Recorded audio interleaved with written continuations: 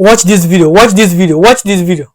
Like Boko Haram, ISIS, and Al-Qaeda through its aid programs. Who gets some of that money? Does that name ring a bell to anybody in the room?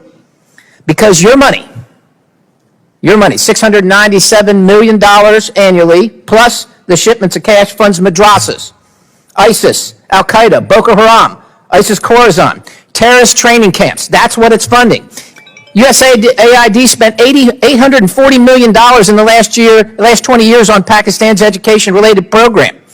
It includes $136 million to build 120 schools, of which there is zero evidence that any of them were built.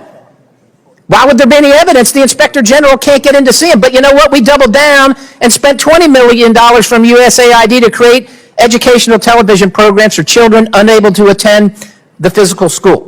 Yeah, they can't attend it because it doesn't exist. You paid for it. Somebody else got the money. You are paying for terrorism. This has got to end. I yield, Mr. Chair. To Elon Musk. He wrote, "Hi Elon Musk, here are some cut and dried cases of US aid in Nigeria, corruption and money laundering you may want to look into."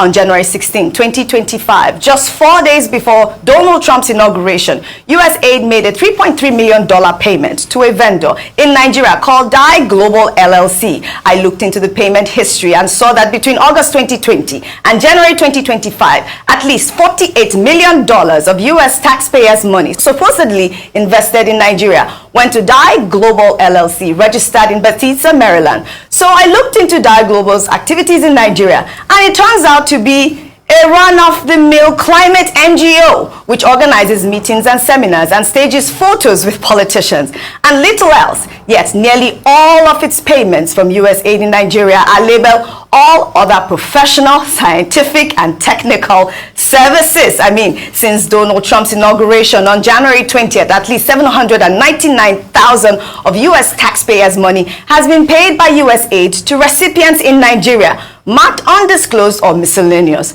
At least $446,000 of these undisclosed recipients in Nigeria were sent across 8 payments between January 29th and January 30th. Meanwhile, you will remember that US President ordered US aid to halt all payments on January 28th.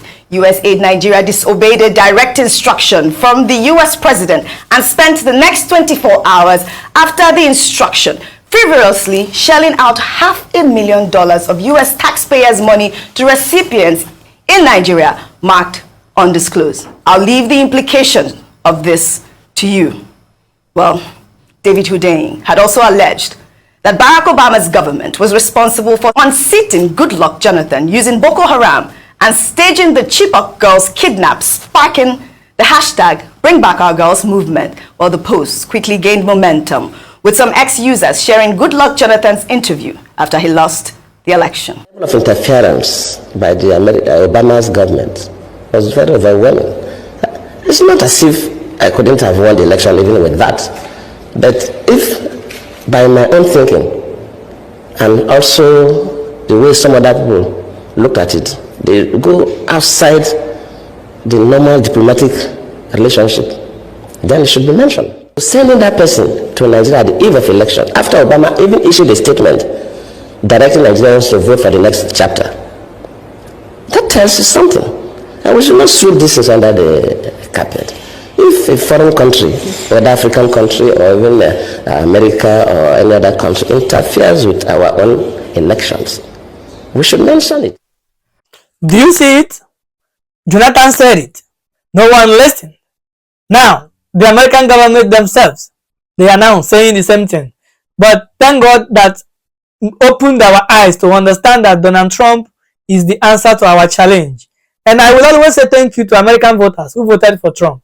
We will wait and see what